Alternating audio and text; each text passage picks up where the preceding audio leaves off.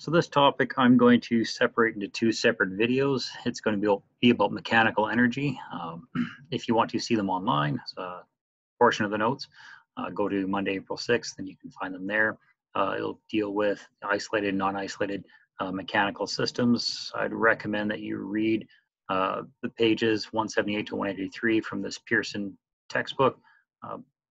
Also try some of the questions if you want. I don't have answers for these posted online on page 183, but if you do them and want to submit them to me to look them over, or if you have questions about them, just let me know and I'll figure them out on the fly. More problems are found under structuredindependentlearning.com. This is a retired Calgary teacher who put up a web page that has lots of extra information on this topic, and another link to a Khan Academy video. I think that's what that is. If you want, and that could be found on the course calendar. So you guys know where to find that. So this topic, mechanical energy, this is kind of what we've been building up to these last few units. You've been working with kinematics, dynamics, started getting into working kinetic energy. Last video was about gravitational potential energy, and all of that builds into this whole notion of mechanical energy, the energy of moving systems, so actual physical parts. That would make it mechanical. So your mechanical energy is the total of all of your kinetic and all of your potential energies. Now, we're not going to deal with spring potential energy, otherwise known as elastic potential energy, but we are going to talk about gravitational potential energy. So for our purposes for the rest of this school year, we're just going to focus on mechanical energy, meaning either kinetic energy, gravitational potential energy, or both, or any combination thereof. So that's what we're going to talk about moving forward. That can look intimidating at first, so before I get too much further, I have to talk about an isolated system. It shouldn't be capitalized. I think I just did that to indicate that it's kind of an important thing to recognize. What I mean by isolated system, I mean that absolutely zero energy is lost. All mechanical energy that you have at the beginning of the system, at the beginning of the scenario, is going to remain in the scenario. So usually that means we can ignore friction, we can ignore any kind of energy loss due to heat. If there's a compression, that means we can ignore all air drag. So it's not really realistic because, you know, in reality, all that stuff is there. But when it comes to just fundamental physics, when you're just trying to wrap your head around some of these basic fundamental ideas, often we ignore things like friction and air drag just because it makes the math a little bit ugly to deal with at first. And you can slowly learn how that stuff gets introduced as you progress further. So in an isolated system, whatever energy you had beforehand is going to equal to whatever energy you had afterwards. So that could take on many different forms. I just typed out 5 little scenarios. So for instance, initially you might be traveling so up in the atmosphere, so up in the air somewhere, so you'd initially have some kind of gravitational potential energy, and you might be traveling forward, so you have a speed, or maybe you're traveling up still. Maybe you're in the middle of going up, you threw a ball straight in the air. So at any given point in time, we can say, okay, initially you had some height and you gave it some kinetic energy because it has velocity. Eventually it's going to get to its maximum height, and if we ignore air drag, then at the very, very top of the ball's travel, it's going to eventually come to a stop, which means all you're going to have in the end is gravitational potential energy. So this is just your kinetic energy being converted into gravitational potential energy. Could take on other forms. The last video I made, hopefully you watched it, is on gravitational potential energy. And so there was a case where a bird was flying through the air and then it went down to the ground. Because it was flying through the air, it had gravitational potential energy to begin with. It had kinetic energy because it was in motion, but eventually it went to the ground, so it hit the ground, and in the end, it no longer had gravitational potential energy because it was on the ground. All it had was kinetic energy. So it could take on this form. In fact, that's what we did in that question. You could just talk about how if I hold something up in the air, like my shoulder length, and then at my shoulder height, and then I just drop it and it hits the ground by my foot, it's converted all of its gravitational potential energy into kinetic energy. So as you can see, there's many different things we can talk about. Maybe you have 2 masses, they collide. After the collision, one mass, for whatever reason, goes straight up in the air and comes to a brief stop at its maximum point, and the other mass travels in a different direction. So it'd still be moving, but it's on the ground. So there's a lot of completely different scenarios that I can go over. So this is endless for the amount of different combinations you can have. So just try to think of it as a combination of all your kinetic energies and all of your gravitational potential energies, depending on what this given situation is. So I've got a simple little scenario of a little skateboarder dude who's going up on this, not quite a quarter pipe, but he's going up on this ramp. He gets pretty high. You can see it's taller than him. So we're going to assume he's not going to go over the edge there, because that would be kind of catastrophic. I'd probably hurt himself pretty badly. But here's a little skateboarder dude, and he's going to go up this ramp. So the question says the mechanical energy of an object is the total of all kinetic energies and all forms of potential energy. So we're only going to consider our gravitational potential energy. Well, there's no springs in this one anyways, but that's all we're going to consider. And we're going to assume it's an isolated system, because this little question here says nothing about air drag. It says nothing about friction. So we're going to assume both those two things are negligible enough that we can ignore them. And if he's going slow enough, for the most part, air drag would be fairly negligible. So it says calculate the potential energy, kinetic energy, mechanical energy, velocity, and height of the skater at all the various locations. So the very first location, location 1, we know the kid's mass is 60 kilograms. That's going to be the same all throughout this problem. We know he's on the ground, and we know he's moving at 8 meters per second. So right off the bat, recognize that when you have an isolated system, whatever energy you have at the very beginning, point 1, is going to be the same energy that you have at point 2, which is going to be the same mechanical energy you have at point 3. They're going to be shifted between kinetic energy and gravitational potential energy, but the total amount of energy is not going to change in this system. That's what makes it isolated. We're not going to gain any energy. We're not going to lose any energy. It's just going to get rearranged between the different types of energy. So moving forward, he's on the ground, so therefore his initial height is 0, which means if he's on the ground, your gravitational potential energy also is 0, because your gravitational potential energy is based on how high above the ground, wherever you decide ground is.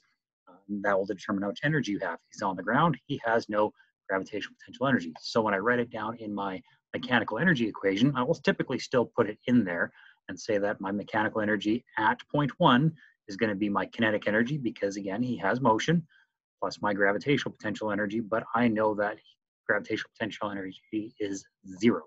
So I can just ignore it. So that just means that my mechanical energy is equal to my kinetic energy. So I'll just put in the equation for my my kinetic energy, and just plug in the numbers. Kid has a mass of 60 kilograms, multiply it by half, multiply it by his speed squared, so that'd be 64 meters squared per second square, and I just solve for it, 1,920 joules. So that's the total amount of mechanical energy he has at the very beginning. So if I update my little chart there, that means kinetic energy, he has 1920. That means my mechanical energy, he has 1,920 joules. And because the system is isolated, that means the mechanical energy at point 1 has to equal to mechanical energy at point 2, which means it has to equal to the mechanical energy at point 3. So that energy is not going to change. So I would just update my little charts on each of the sections. So we're getting underway. Point 2, he is 1 meter off the ground. So that means he's going to have gravitational potential energy, and we can tell he's moving upwards to point 3. So let's just still assume that he is still in motion. He's still moving, therefore you'd have to have kinetic energy.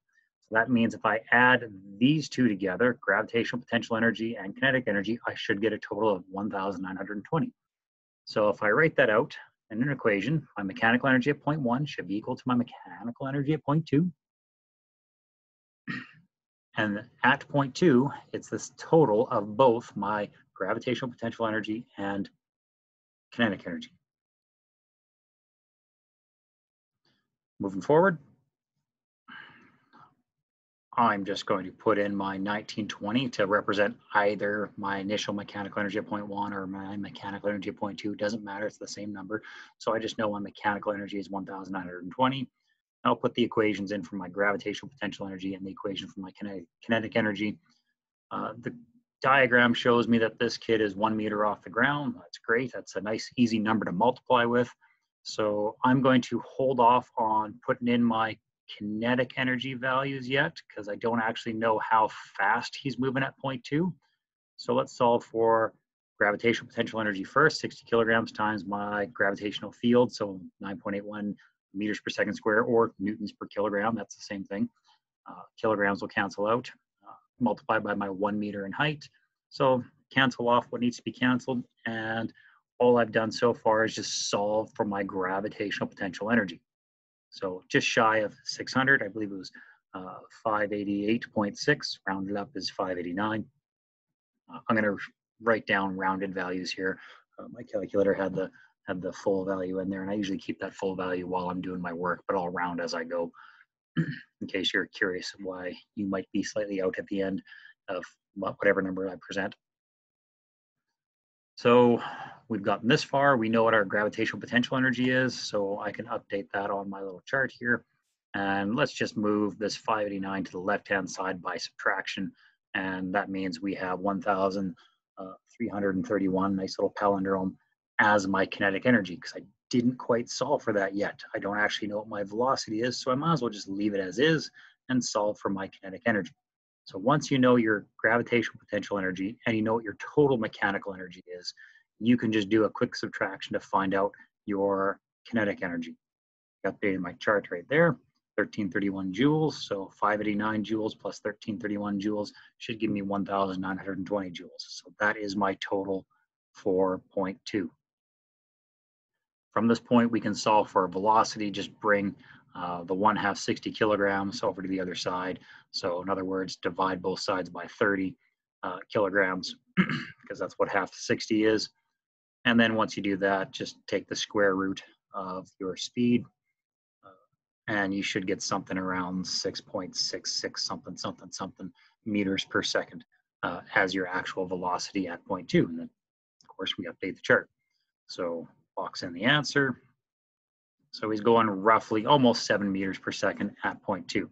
So he is slowing down, and that makes sense because he's going up the incline, and as he starts to elevate, if he's not going to keep pushing himself, he's eventually going to slow down. That kinetic energy is slowly being converted into gravitational potential energy. Remember, at the very beginning, all his mechanical energy was just kinetic energy at the very beginning. But now that he's going up an incline, that kinetic energy is converting into gravitational potential energy. So at the very top, let's just assume that he stops, because otherwise that would be very catastrophic. So we're going to assume that he stops at the very highest point there at 0.3, because otherwise it wouldn't be very good.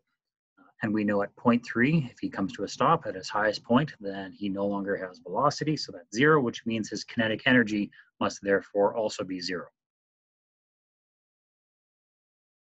We also know that if my mechanical energy at 0.1 is the same as my mechanical energy at 0.2, and this entire system is isolated, then therefore my mechanical energy at 0.3 must also be 1,920 joules. So I always start off my problems trying to recognize what I have for mechanical energy to begin with.